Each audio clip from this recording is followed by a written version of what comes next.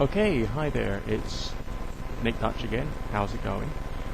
Just a very quick little video today about Wicca. Let me just make myself perfectly clear here. I have no objection to Wicca whatsoever. It's a perfectly good spiritual and religious system, alright? But there are certain aspects of, not the ideas, but some of the folk myths which are a part of Wicca, which really are getting in the way of the development of people who are practicing Wicca, as well as anyone who may approach Wicca from the outside point of view. Let's start from the top. Wicca as a religion or an idea, that's very much a mid-20th century idea. We have to just focus upon that. One of the folk myths of Wicca is the fact that it is the practice of the old ways, whatever they are. Now, having been into witchcraft covens and gone through some of the processes and gone through some of the learning inherent in Wicca, I do not see that there is any evidence whatsoever to support the view that the understanding of the deities are the way they used to be a certain number of centuries ago. There's no evidence of that, because if you think about it, the ancient people would have seen their deity concepts as an expression of their suffering in those times, their work in those times, and all the other little issues that made up their society at that time. We do not live in that society in that time. We live in this society in this time. And as a result, all of the understandings within paganism is focused on the kind of problems and issues that people have today. And that's not a bad thing. Now, as far as the traditions of Wicca are concerned, I'm not sure whether those are the old ways, because the circle casting methodology, that's essentially very much a Golden Dawn practice, and that was absorbed in the various strains of Wicca, because you've got the Gardnerian and the Alexandrian school of Wicca, and it's all based upon other mid-20th century and 19th century concepts of magico-religious organizations. So again, that's also not a traditional thing, so to speak. However, when you're involved, when I was involved in Wicca, and this is probably not true for all the groups out there, I was always told that I can do this and do that because it is traditional. Well, it's only traditional under a certain umbrella term of traditional, alright? I know from being a British person that we have plenty of traditions in Britain, okay? A lot of them are created like that. And as such, we are then told to, follow the traditions of certain holidays and this, that, and the other, and certain music to be played on certain days. And that has become part of our traditions. But all traditions have to be created at some point. The traditions in Wicca were essentially created relatively recently. I have nothing against Wicca, because it has, although it's been created recently, it is a perfectly good system. So if you are a Wiccan out there, carry on practicing, alright? There's lots of other ideas, such as the meditation posture in Wicca coming from some kind of carving or cave painting or other. There's no evidence that particular cave painting was in fact a meditation thing or a ritual thing. There's archaeologists call these things ritual accessories they don't understand. If we look at the architecture in ancient sites, a lot of the buildings pointed east and had their entranceways on the eastern side of a building. And some people say, no, that's a religious worship thing. Well, was it?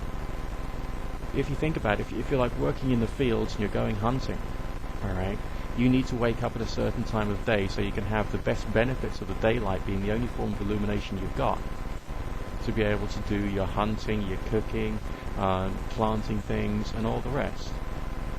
So you don't have an alarm clock. 3,000 years ago, the Casio alarm clock did not exist. There was no other way of timekeeping. Nothing's going beep, beep, beep, beep to wake you up. So what did people rely upon? The sunlight. That's why all the buildings faced east and had an entrance to the east, because the sun would rise and it would wake people up. Not a problem. Then there's the idea of lunar festivals. Some people feel that this is because the astral energies are stronger then. Well, maybe they are, maybe they're not.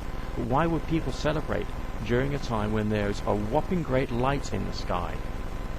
Because they had light, okay? So therefore they could party, they could stay up later. They could dance around fires and still be able to find their way back to their tents or their huts afterwards. It's just a way of using natural illumination. So having festivals on like a lunar cycle basis is great. Even if people wanted to have one on the dark of the moon, well, they'd have to have that indoors and illuminated by candles. That was probably much more a celebration for the wealthy, who could afford the candles and afford the illumination, rather than the common man, who would have to rely upon the lunar illumination during the full moon. So we've got to try and see the idea of traditions in perspective. Real ancient hereditary witchcraft or real ancient hereditary pagan practices do not currently exist, because they are related to the era in which they're practiced. Right now, we're not living in that era. Right now, we're living in the era of global socio-economic this, that, and the other. We're living in the time when you can actually study your religion or your craft or your magic over the internet, and you've got access to mass media of a wide variety of different forms. You're much better educated than you used to be, and you didn't need to rely upon religion or an organization to give you the basic education in your trade. We just don't have that no more. So try and see it in perspective, alright? Wicca is great. Got nothing against it whatsoever, but is it the practice of the old ways? No. It's the practice of these days, today, and it's good. So go out there and enjoy what you're doing. I'd like to touch very briefly upon the idea of Wicca being a solution to the Christian dominatory ideas, or indeed paganism being used as a way of giving people freedom. Again, when I was involved in witchcraft groups, I was given a lot of extreme ideas on the outside, to the reporters and all the people from the newspapers who were doing press releases on Wicca, organized by the high priest and high priestess of this one coven. They would say wonderful things about this is celebrating the earth, this is celebrating life, which is again a good thing, okay? But I also noticed that when there were no reporters around, they would say things like that some life is more sacred than other life. And they would say things like, you've got to worship the God which I'm telling you to worship, because if you don't, and you move on to another god, then you will get bad things happening to you. You don't give lip service to one god and then give lip service to another god, because you will fail. Your magic will fail, and you will go through hell in your life, which is, by my understanding, directly the same as me going to a church and having a load of thou shalt and thou shalt nots thrown into me. So does paganism provide the freedom that it should do? I don't think so. It provides people with another tool for social and psychological manipulation of other individuals. So if Wicca and paganism is there for freedom, allow it to be for freedom, alright? Allow there to be many ideas out there, but don't go around treating it the same as Christianity does.